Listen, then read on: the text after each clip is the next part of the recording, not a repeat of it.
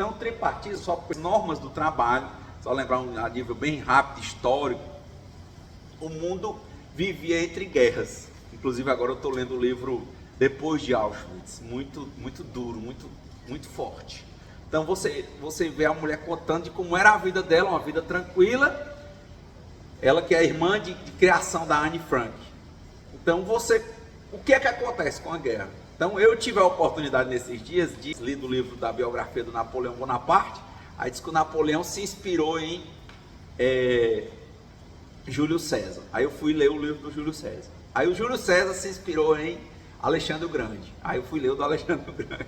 Aí o Alexandre o Grande se inspirou em Aquiles. Aí lá em Aquiles, que eu fui reler a Ilíada, aí o Aquiles tinha essa, né? Ele era filho de uma deusa com um homem. E ela disse para ele, né? Você tem uma escolha na sua vida. Ou você vai ter uma vida longa, uma velhice tranquila, ou você pode escolher querer uma vida de glória, mas morrer novo.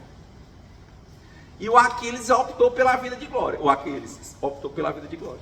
Então lá no meio da guerra de Troia, ele poderia ter ido embora, mas o próprio companheiro dele, o Patroclo, ele disse, olha, eu não quero ir para casa, porque ele brigou com o irmão do rei. Ele disse, como é que eu vou para casa? Eu vim para uma batalha dessa e eu vou voltar? Aí o Aquiles disse, mas ele está errado, ele tomou o que é nosso, mas vamos perder a glória. A gente tem que ter glória. Aí ele foi e morreu. E o Aquiles volta para a batalha e faz a batalha, mas depois morre. Mas até hoje se fala de Aquiles. Então por que eu estou fazendo essa digressão? É que 1 ano antes de César, você tinha Alexandre.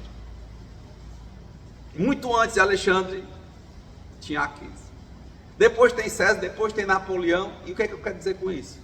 É um mundo em que as pessoas, quando se sentem poderosas, partem para cima dos mais fracos. E isso aconteceu a vida inteira, um país engolindo o outro. É a história de Carlos Magno, a mesma linha. E é o que está começando a acontecer novamente. E que só parou na história, estava tudo bem, com a Primeira Guerra Mundial.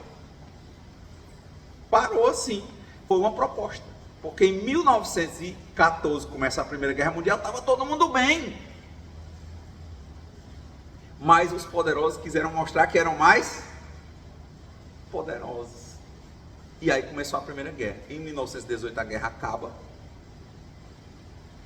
E no meio desse fim de guerra, nós temos o florescimento do movimento dos trabalhadores, dentro das várias tendências. Inclusive ele nasce dentro do anarquismo, né, porque não era uma desordem, era a ordem partindo da autonomia, porque os trabalhadores não confiavam no governo, porque o governo normalmente estava do lado dos empregadores. Então eles achavam que toda jogada eles iam perder. Então eles criavam uma perspectiva em que eles enfrentavam e negociavam por eles. Então depois desse primeiro momento, que era uma continuação de ciclo, de um país dominando o outro, do mais forte dominando o mais fraco, em 1918 acaba a Primeira Guerra e no Tratado de Versalhes, em 1919, eles tinham uma perspectiva, um sonho de criar uma Liga das Nações, para ver se as nações se respeitavam. Era isso.